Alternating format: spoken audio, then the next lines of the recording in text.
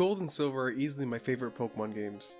I wouldn't say for nostalgia either, but really because I enjoy the plot of the games and the fact that it had both Johto and Kanto in it. What went into making these games so great though? Let's find out. Welcome to the beta of Pokemon Gold and Silver.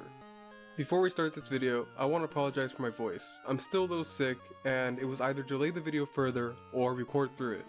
I felt like recording through it because I wanted to get the video out as soon as possible. And I didn't want to delay it any further because I promised it on the 17th, and we're obviously past that. I hope you guys still enjoy. Let's get started.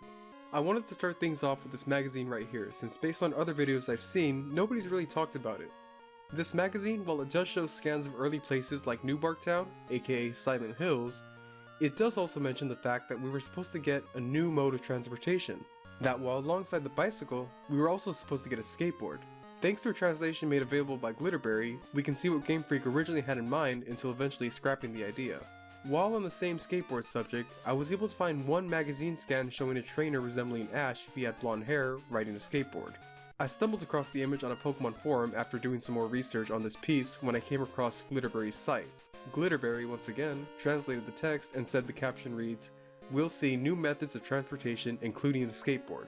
If that's not enough proof that a skateboard is meant to be in the game, then here's the overworld sprites of the main player riding the skateboard. These sprites come directly from the Spaceworld 97 demo that was leaked online. This was pretty awesome to see, but of course we ended up getting the bicycle again for whatever reason. Now let's talk about some of what was shown during Spaceworld 97. During Spaceworld 97, a demo of the game was out and players were finally able to play what was known back then as Pocket Monsters 2. It was during this event that those in Japan would see what would become Pokemon Gold and Silver. A lot got shown here, so let's start with the title screen. The title screen itself, while having changed quite a bit, still had a Ho-Oh that resembled the one used in the final game. It's a little difficult to tell from the footage seen here, but thanks to the Pokemon fan Nidrax of DeviantArt, we can get a better idea of what it probably would look like in person. I'll leave a link to their image in the description.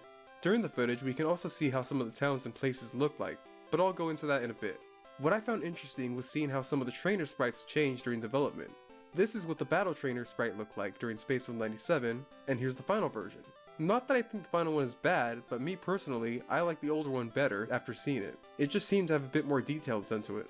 Another thing I noticed while watching the footage was that they were still using sprites from Pokemon Red and Blue, at least for the Generation 1 Pokemon. Alongside this, I noticed the border around the footage recorded and immediately thought Super Game Boy. I was right, because when I looked closer, the people playing the games had Super Famicom controllers in their hands. While not related to any changes in the game, I thought it was still cool and worth mentioning. Now let's go ahead and look at the towns. To start things off, let's look at Newbark Town, or I mean Silent Hills. Yeah, remember I said Silent Hills? What you're seeing here was the first version of Newbark Town, and during that time it was shown, which was Spaceworld 97, it was called Silent Hills. I want you guys to take note of the color scheme that's going on. I'll come back to that after viewing all the maps. Next, let's check out Goldenrod City. It didn't have many changes done to it after what got shown during Spaceworld 97. This is what it looked like during Spaceworld 97, and we were only able to see what appears to be the radio tower with a completely different structure, and a new building with the word gate on it.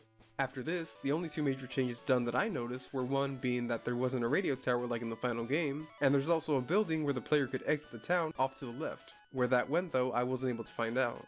And here's Ruins of Alph. Again, this was shown during Spaceworld 97, and as you can probably already tell, it's very different from the final version, right down to having a Pokemon Center in the area.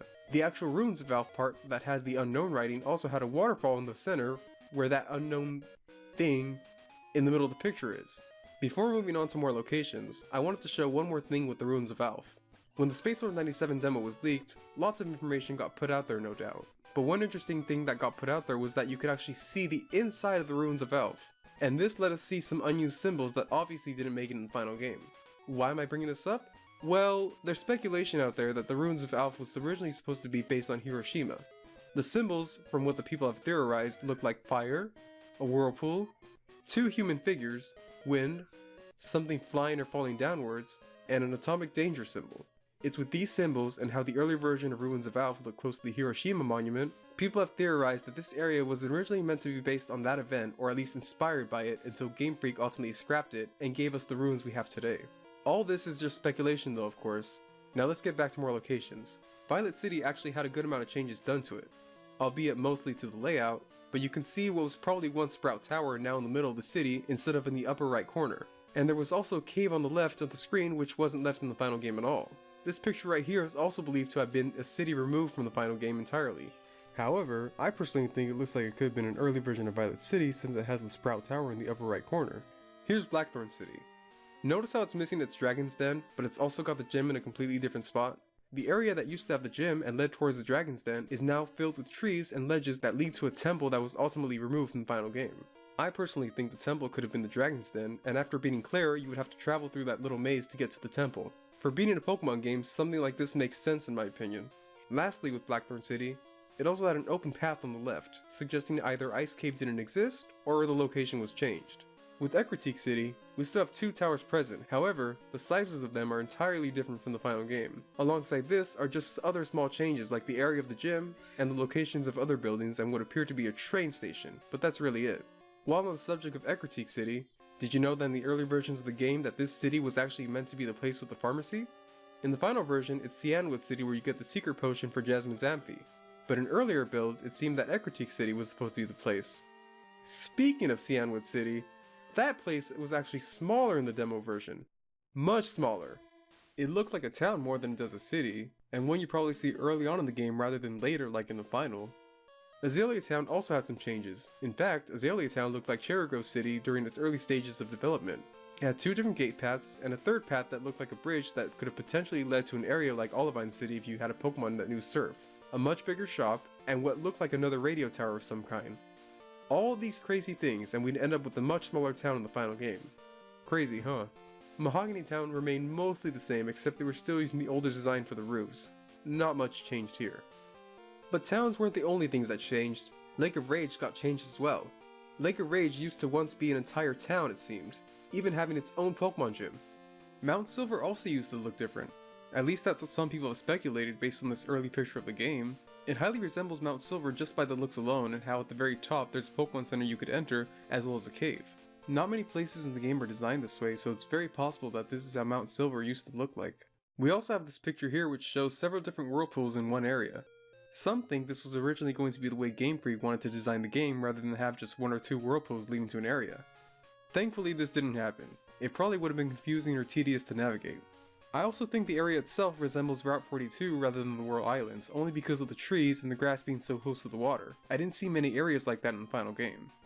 And lastly, to end the beta maps, I wanted to show the unused Safari Zone. Interestingly enough, this area can still be accessed by cheating, although you won't find any Pokemon in the grass. You can still find Pokemon by fishing, but if you save here of course, then you'll be stuck forever since there wasn't even a proper entrance or exit built either.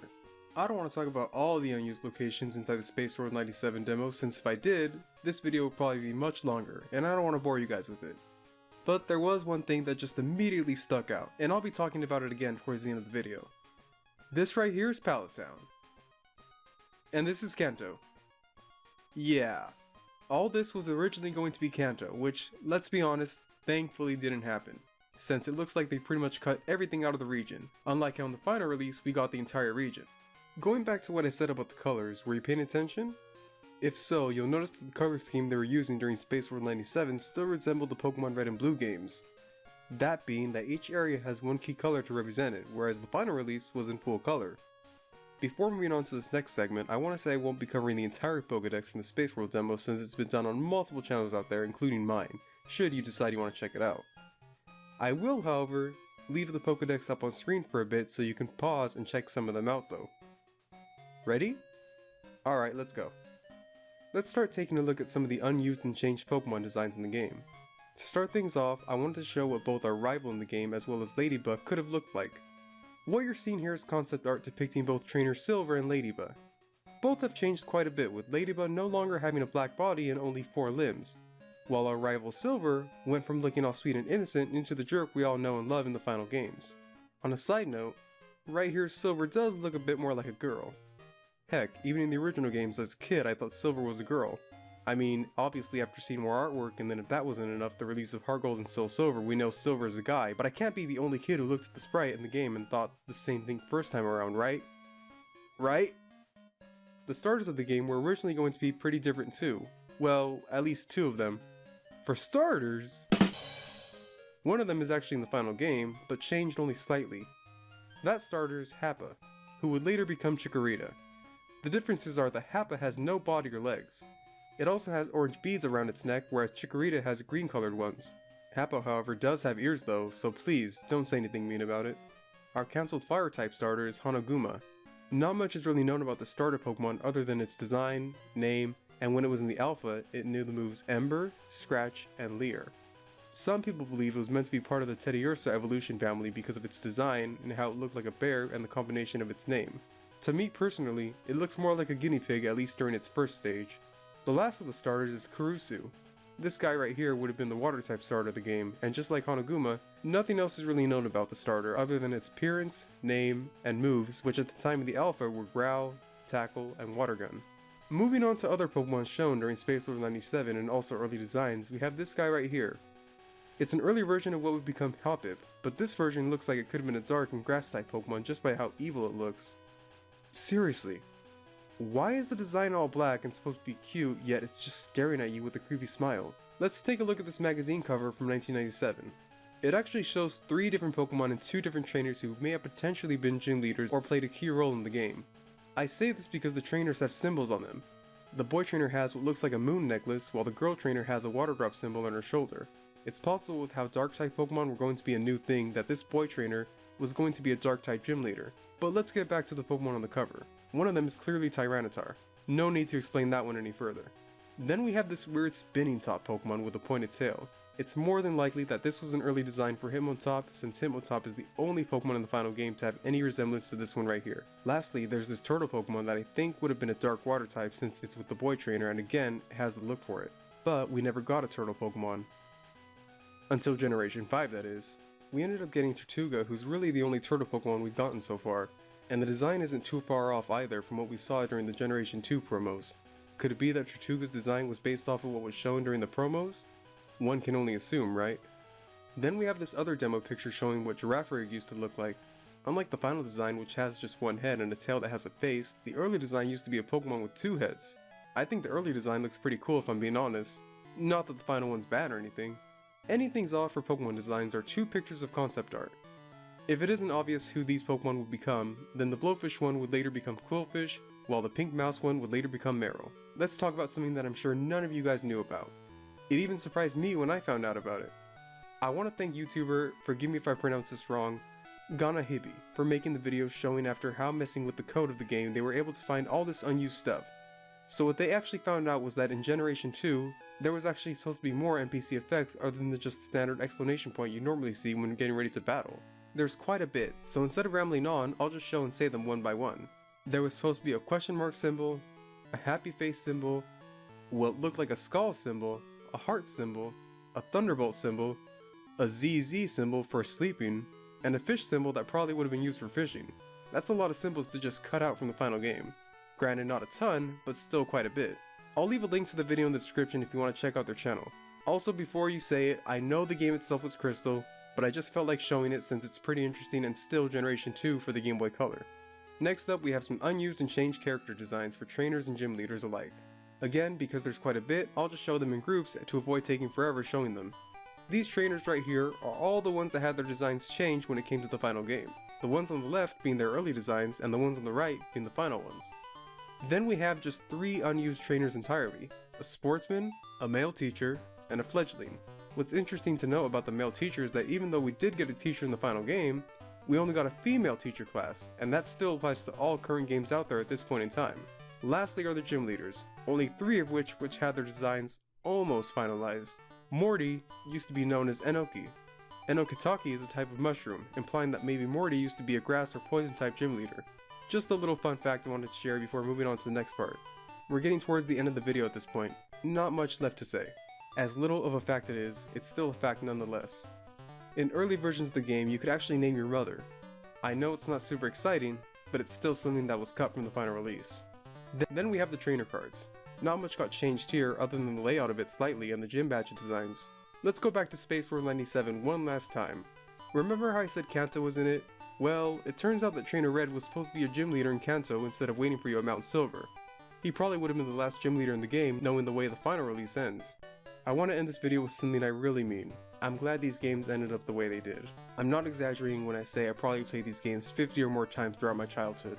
Even when Ruby, Sapphire, and Emerald were released, I still went back every so often to revisit Johto because I just love the games that much. What stuck with me were these three things: the story, the music, and the fact that you could visit both Johto and Kanto in the games. I never had Crystal growing up. What I remember from my childhood was that I went to I want to say a baseball card shop or just some kind of trading card shop, and I saw Crystal on a shelf. This was probably 2000, if I had to guess, 2004, 2003? I don't even remember, it was a while ago. I mean, hey, I was a kid at the time.